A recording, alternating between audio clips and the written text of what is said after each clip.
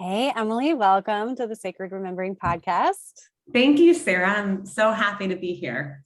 I'm so excited to have you here and to get to know you a little bit because for listeners, sometimes I really know my guests really well, and then sometimes like we're just getting to know one another. And so this is one of those times where you and I don't know one another yet. So I'm really excited. I'm going to read your bio for everyone listening and watching, and then we'll get personal. So Emily Goodson is committed to challenging how companies chart their future trajectory. Having built and led the talent and people function for various high growth companies, Emily now partners with organizations intentionally through training, speaking, and advising engagements. As a child, a brain injury left her partially paralyzed on one side of her body. She found, however, that her challenges only enhanced her ability to overcome difficult tasks through resilience and problem-solving skills. Emily has learned from personal and professional experience that a person's adversities are most often untapped potential that people and companies can use in order to grow. Awesome. So you built your own business, it sounds like, through your experience. I did. So 2 years ago, I started my business. It was this intuitive hit I had in fall of 2019, honestly, which was just in time. Yeah.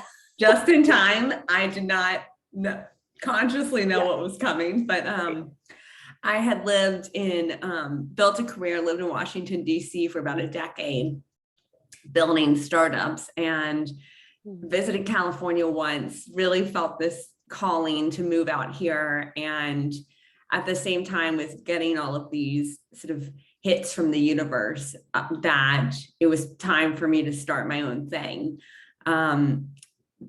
And so moved out here, moved to Santa Monica, October 2019, launched the business January 2020, and here we are. Wow. So, I mean, how has it been? Because you're doing a lot of speaking, consulting. How's it been during the pandemic? Yeah, great question. I may ask. Yeah, of course. It's been the best adventure and journey I think I've had in my life. 2020 was incredibly challenging. It was incredibly challenging because I was, in a city where I didn't know anyone. I knew one person. And, starting a business is hard. And I'm sure you can appreciate this, Sarah, but I feel like we don't talk as a society, we don't talk about this a lot. We talk about the victory of the unicorn or of the fundraising or whatnot. It's hard. I mean, I cried almost every morning. It was just so challenging because it's very lonely. And when the pandemic hit, I wasn't getting clients because everybody's budgets froze. Yeah, they're not going to work anymore. They're like, motivational speakers are like not at the top of the list. I feel like maybe now there's like a resurgence. Hopefully there is. And it's been really interesting because I think the most exciting part about this journey for me has been, I started my business to advise startups on workplace culture and how to create better experiences and homes for their employees. And I still do that. That's about 50% of my revenue right now. But one of the interesting things about the pandemic and about working virtually is I was on a call with a client. This is probably a year ago. So it was probably a little less. It was probably March 2021. I was on a Zoom with a client and they were talking about how frustrated they were that their recruiting process was not more diverse and inclusive, and how do we attract more diverse candidates. Mm-hmm.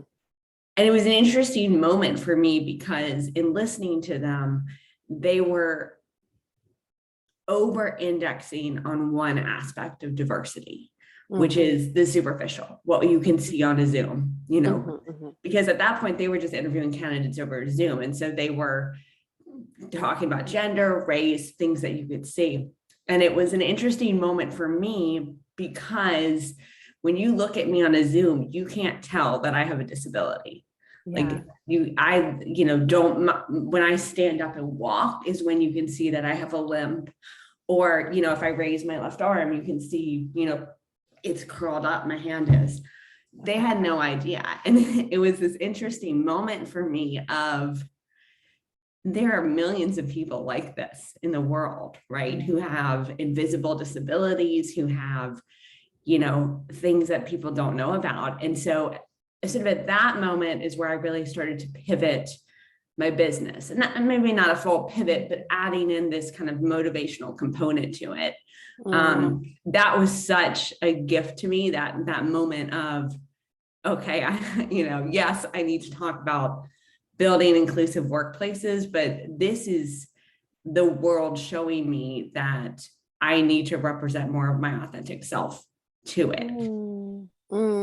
Beautiful. And so how did that change your work? Are you're encouraging more vulnerability? How, yeah. How did that go? Yeah, it's a great question. To be honest, I'm still figuring it out to some degree. I think the first thing that changed is I started writing more about my own personal experiences with disability. And to your point, that required requires a whole lot of vulnerability that is challenging. And so the writing was sort of step one. And then this past May, so I'm getting my years all mixed up here. Yeah, so it's all blurring together. I guess March 2020 is when I had the conversation with the client. May 2021 is when I did my first speaking engagement about disability. And that sort of came about magically, is what I'll call it. A good friend is a former Paralympian, and he could not do a speaking engagement and referred it over to me.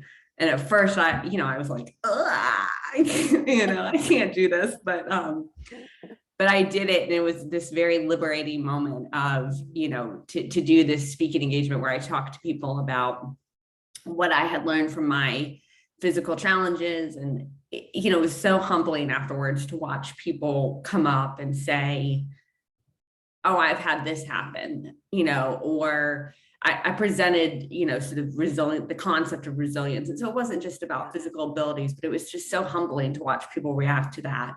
And so from there, I really started to build out more workshops, more speaking around resilience, ability, inclusion. So that's sort of how initially the business has pivoted from not just having advising, but having kind of my thought leadership featured as well. Beautiful. I love this because we're hitting so many perspectives. Like we're talking about female entrepreneurship and the different ability, and we're going to hit like feminine, masculine. So we're really just weaving that together here today. And I'm really excited about that.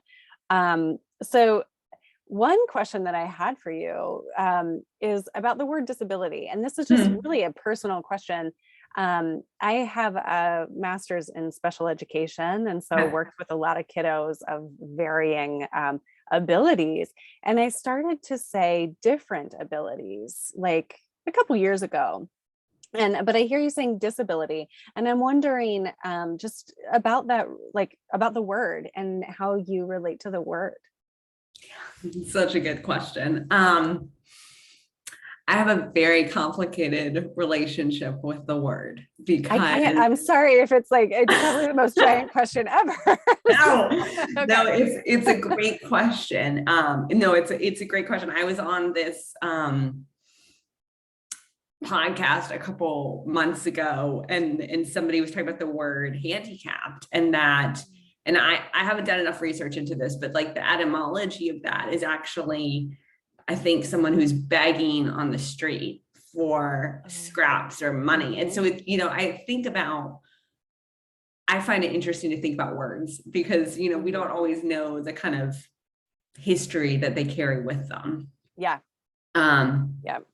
But what I mean by that is I have a complicated relationship with the word disability because like for decades, I didn't own it. So I had my brain injury when I was 8. I'm now 36. It's not an exaggeration to tell you that I really didn't own this part of my identity up until about a year and a half ago. I didn't, growing up, I didn't want to apply for the special parking placard. I didn't want to be thought of as different. And I think the world clearly thought of me as different. And, sort of my internal reaction to that was like, no, I don't want to be in a box. Like, I don't want to be in a box. And, I still believed, like, I firmly believe that our identities are not a box, right? Like, identity is so much bigger than ability. Yeah. But at the same time, I was rejecting that part of my identity. And so because of that, I feel like for years and years, I would never even admit that having a different ability or, that was part of my identity. The language itself, this is something I talk about with companies all the time is, language is hard, right? Because we all react to language differently. And, I talk with companies a lot about this idea of person first versus identity first language. So I'm a woman with a disability versus I'm a disabled woman. Yes. So important. Yes. So important. Right. And like, I'm a woman with a disability because, that to me, my person and sort of my whole identity is comes first, but not everyone prefers that language. And so, because some people really like the idea of I'm a disabled woman because that's them owning something that in the past wasn't empowered. Owning it. Yep. Okay. Totally see that. So, to me, the language all comes down to intent, right? Are you, if somebody says something to me, is it coming from a place of good intention, or is it coming from a place of wanting to hurt me? Or is it coming from a place of unconscious intention, which is most often the case, right? Yeah. Thank you for sharing that about your personal ownership, and that there is an inhibited ability, it sounds like, on your left side. And so you're owning that. Rather than like running from like the and I'm assuming you can speak to this, although we don't have to drudge it up, but like there's probably a lot of that external and that judgment and that ignorance like throughout your life. And so like you owning it, you get to describe the experience, have the experience, educate others on the experience. Anything popping for you there? Yeah, lots. No, that's right. And I think, so I guess the first thing that pops is, one of the first articles I wrote about disability is this idea of, I recognize that as hard as it is for me to have these conversations, it's harder for people who don't have the lived experience. Right. We benefit by you sharing, for sure. Yeah.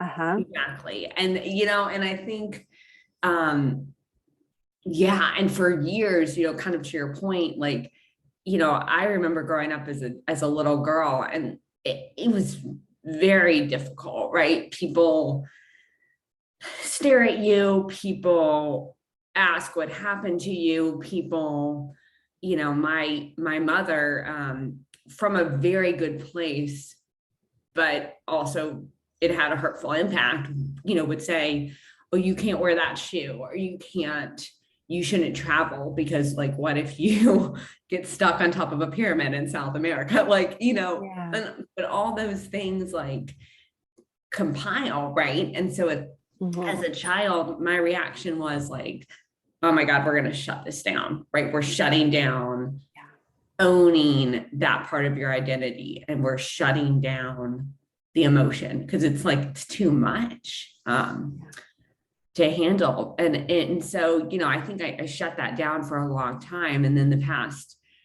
year and a half, back to what we were just saying, I've recognized that, me having a little bit of this, sacrificial vulnerability, for lack of a better phrase, it's so helpful to people. It's shocking because, that one of my newer interests I've told you is talking about dating and disability, and how I haven't dated many men at all. And, that's, a whole other conversation that we can get into if we want. But yes. It's been fascinating to watch. Like, even yesterday, I told somebody, they asked, what are you writing about right now? What are you doing? And I said, oh, I'm writing about my experiences with dating a disability. And she responded, she was like, oh yeah, she told me this story of, a man she had met on an app, and they wanted to get together. Ended up, he blew her off, I think the first time. The second time they were going to get together, and she said, no, I think I'm okay, because of how he had acted the first time around. But his response to that was, oh, is it because I'm deaf in one ear? Right. And it's everyone has a story like this. Every single person. I mean, it's just humbling to me of, I'm not trying to comment on that story right now, but more so it's just humbling to me of, like, anytime I say this, somebody has a story. Or, like, for instance, a man at a car wash who was a writer, he asked me what I was writing about. I told him, and he said, yeah, erectile dysfunction is a disability. And I was like, like, just this outpouring of, You're like starting conversations. Correct. Yeah. And it's so humbling to do this, and then to know how to navigate it is challenging, but it's, again, it's that vulnerability of, like, if not me, who's going to do that? Like, nobody's done this really to date. Wow. I have chills all over my whole body right now. Wow. Okay. So I want to talk about that more. And I know that you have so much to share about, like, being a woman in a body and all of this. I want to ask about resilience first. Okay, great. Because it's a topic that I've navigated a lot. It's a topic that I've navigated on the podcast, in my own life. And I had a lot of trauma as a kid. I didn't quite know how much until I started to unpack it in my 30s. Mm-hmm. And then, but, like, my body remembered, and had all of these, like, trauma adaptations. And the thing is, so, part of why I have guests on the podcast is so that we can, speak to our own experiences. So I'm not speaking about your story. It's like, to your point, we need you to share your story. We need everybody to share their own story, and we need to, like, listen and understand. And so my story isn't your story, and I don't want to overlay that. But my experience and kind of where the question's coming from, I was really resilient. I was, like, a badass because I had to be. I was, like, scrappy. I could overcome things.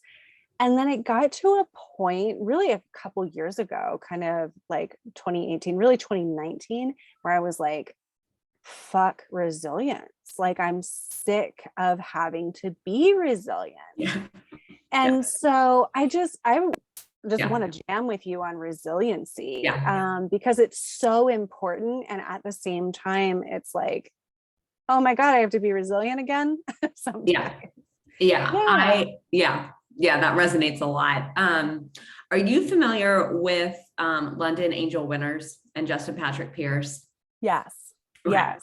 So they have snakes. She has snakes. There's a whole other thing. Yeah, I want to go see her snakes one day.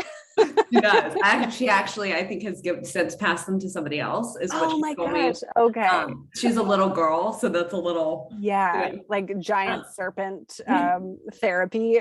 Okay. All right.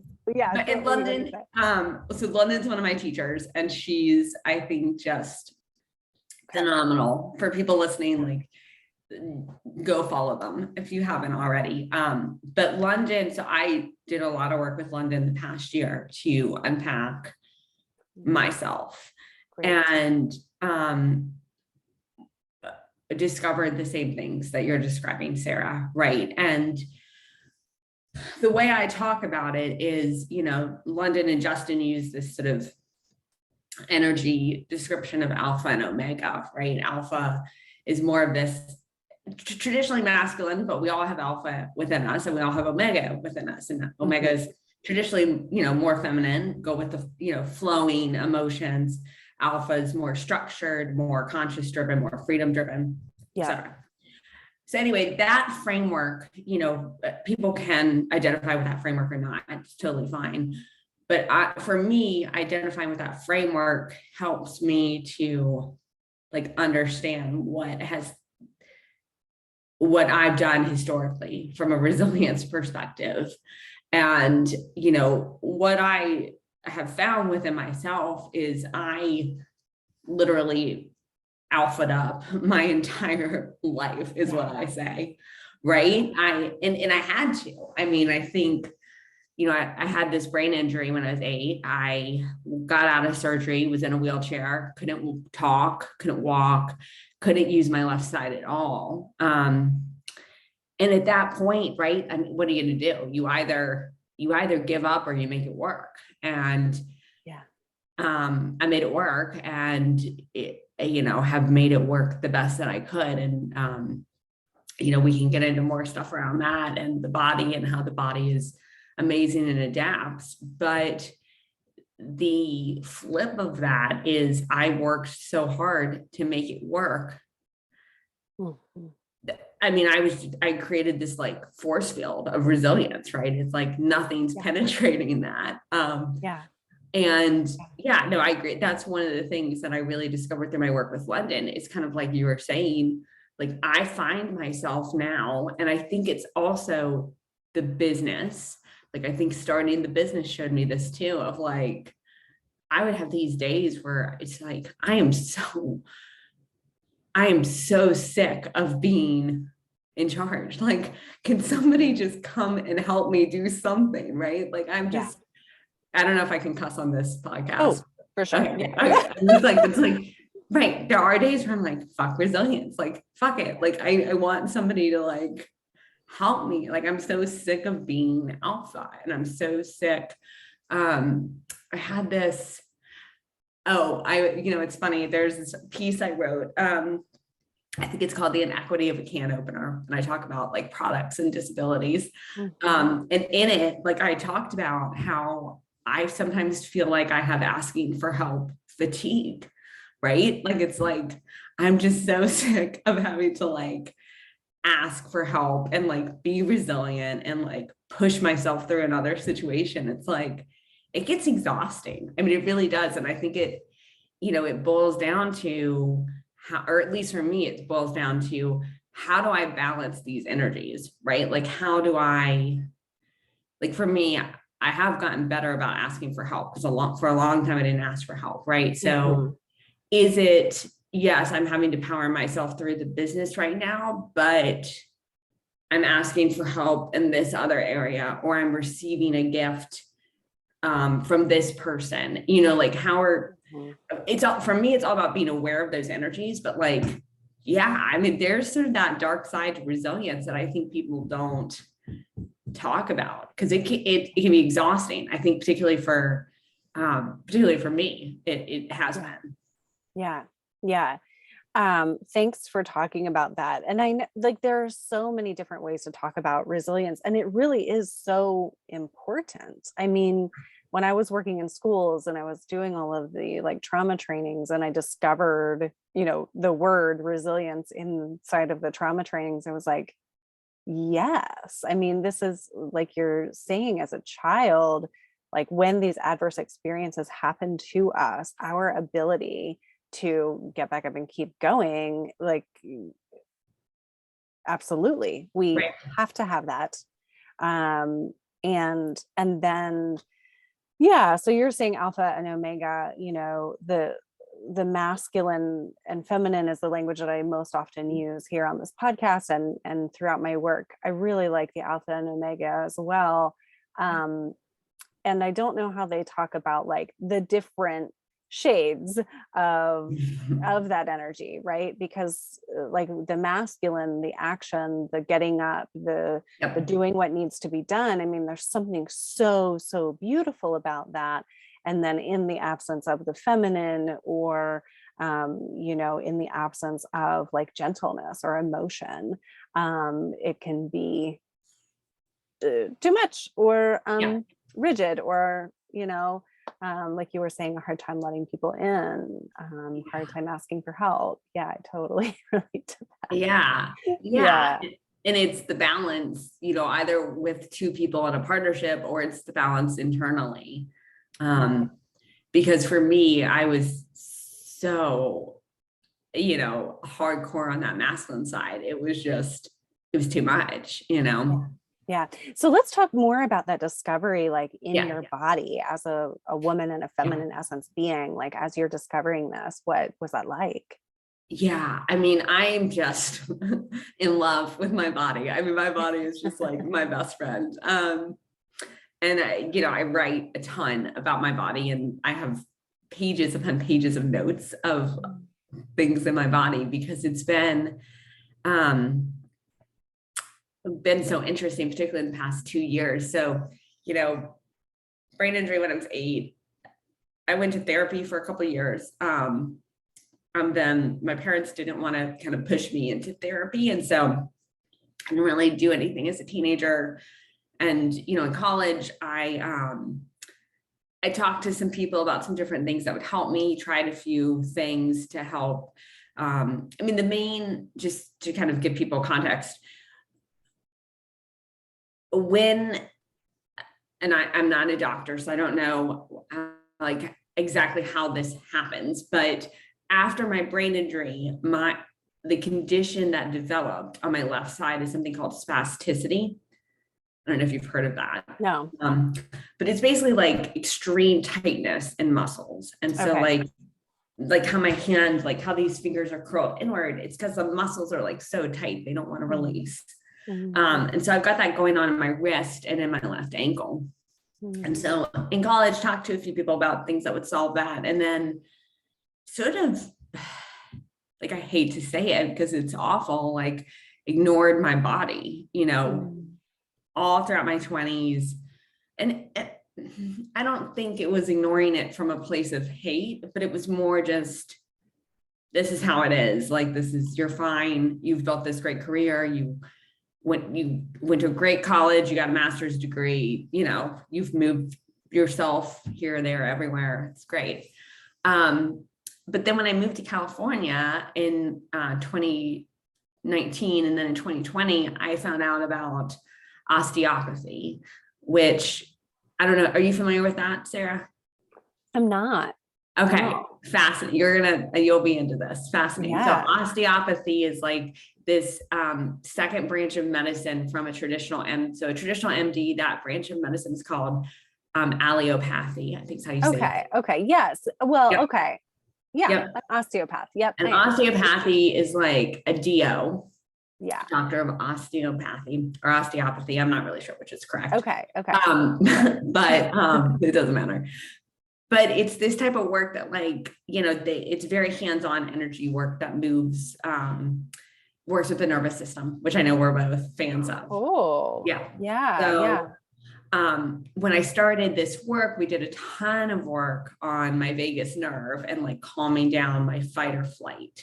Wow. And so, it was interesting. In 2020 is when I started this. So 2020 is when I started working with London, in this sort of like coaching relationship of what's going on with you, masculine, feminine, alpha, omega. And then at the same time, I'm getting this hands-on body work. And it was a lot. I mean, it was, and it looked like life-changing. Yeah. And it manifested like, it's funny because it actually, the first way it manifested is when I'm getting a treatment from my osteopath, I'm lying on the table, right? And so typically they'll they'll kind of do some manual manipulation of the head or back or whatnot. And you can feel, or at least I can feel, the energy moving within your body. And for me, the first sort of manifestation was I would laugh uncontrollably, like literally laugh, because the energy, if you look at this, right, like the energy's clogged up in there, right? It's been clogged up in there for decades. And you think about what you had said earlier about all that trauma that's stored in there, like, that's how it manifested, is like, I would just laugh to get it out, sometimes cry, but usually laugh. Could you feel the energy going down into it? Okay. Yeah. You can feel the energy moving. And there's a very interesting, I don't remember who I heard this from, and I don't know if you've heard this, but somebody once told me that the left side of the body is more the feminine side of the body. And the right side is the masculine, which is highly interesting. Right. Because my right side is my dominant side. I mean, my entire life has been built using my right hand, arm, leg. My right leg is longer than my left leg. It's just fascinating to think about what all has been happening, as my osteopath loosens up my left side. And he is like, I can, this shoulder is much more flexible now than it was a year ago. But, it's fascinating to think about how, like, what I'm physically doing in those treatments ripples over to energetically what's going on. Oh, of course. This is like all coming together in your life, like no accident that you're over there in LA at the time of the pandemic. Wow.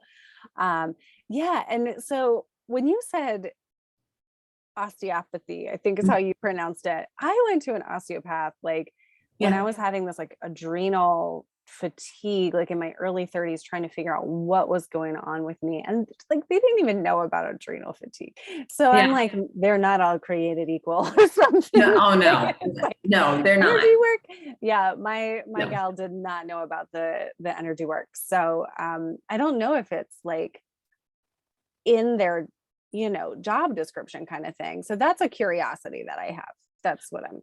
It's so I never heard of osteopathy when I was on the East Coast. And I found out about a doctor in San Diego because my father actually went to an energy work seminar in Virginia, which is bizarre because he never does that, but for some reason he went, found out, met this doctor's ex-wife. I got connected to this doctor in San Diego, who I saw for a year. And then I moved down to San Diego for a little bit. I missed LA. So I came back up here and I got referred.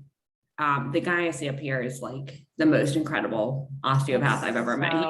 Cool. Apparently he's the best in North America. That's what people tell me. And he is incredible. Like you can tell.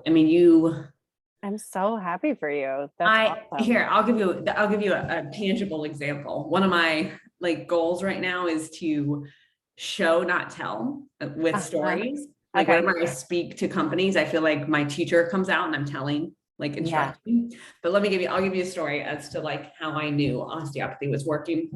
When I first started working with the guy in San Diego, I probably saw him 2 or 3 times. And he was doing a lot of work on my ankle, moving it around and whatnot. And I hopped on my Peloton bike, which I love. And for the first time ever, I was able to unclip my left ankle from the pedal, as opposed to taking my foot out of the shoe. And so it was at that moment, that's where I was I was like, this is working. That's really intriguing. I worked on, I gave energy work back in the days of Reiki trainings and things like that, to a woman who was paralyzed from the waist down. And when the energy moved, she kind of shot up. because there was sensation between her legs and she didn't have sensation between her legs. And she's like, I didn't know if I peed on the table or like what had happened. Yeah. But she was like, oh my gosh, I can't believe how much I just felt that.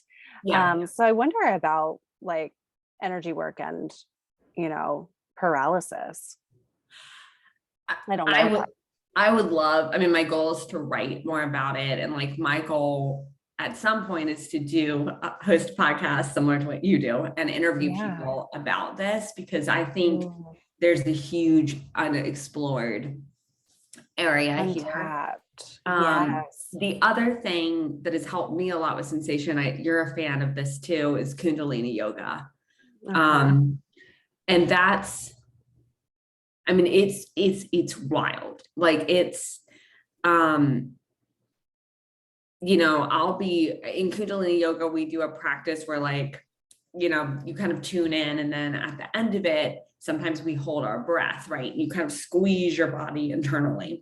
Whenever I squeeze my body internally, like not only can I feel the energy coming up the spine, but in my left ankle, I feel that ankle more properly, sitting more properly, because my ankle drops because of like, it doesn't sit like it should. It drops a little bit down at an angle. Okay. But when I do that tune in Kundalini, like I can feel it rotating up. I mean, I think there's so much that we just don't know about energy work and paralysis and muscle weakness and all of it.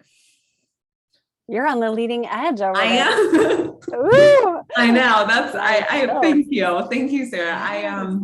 But yeah, that's why I want to write it. That's why I'm trying to write more about this and like have more conversations, because, this could have been life-changing for me if I had known this at 10, and like, if whoever the next little Emily is out there, like if she could know about this, and here's another great example. I've been to an acupuncturist here in Santa Monica a few times, had great results.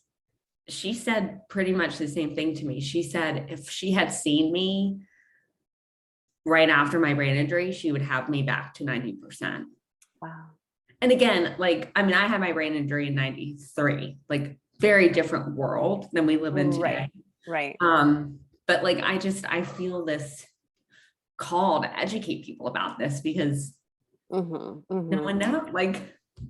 And yeah, I mean, I'm so with you. Again, I'm still filled with chills because we are in so many areas figuring things out so that the next generation can get the information sooner. And like, I just have this giant piece of my heart for the children, like a career in education. And all the time I'm like, what am I supposed to do with this? But this has kind of really come on my radar again the last few weeks, is this like, we go first so that they have it easier. And like every generation has kind of done that, and so the next little Emily will get the information because somebody's going to hear this podcast and tell their friend who has a child that needs it, and these little light beings are just going to, get the help they need faster and then advance the earth further. Like, I mean, it's happening right now and you're 36. It's like you're getting the information, you're advancing the planet. That's how it goes. Yeah. I know. It's kind of wild. Wow. It's an honor. I mean, it's humbling. Yeah. And I just want to witness the, I guess I would call it vulnerability. You can call it whatever's true for you, but like you're realizing these things and assimilating them and putting them right back out there into educational materials and working with companies and formulating your company. And so you are like in it, and so deep bow to you for all that you're I would say like alchemizing right now. And yeah, absolutely. There's something about I want to go back before we finish to the topic about dating, and because we talked about dating kind of generally, we talked about the feminine and the body, and I just want to check in with you and see if there's anything else there about your own experiences as a woman that you wanted to talk about today, or anything else about the dating piece.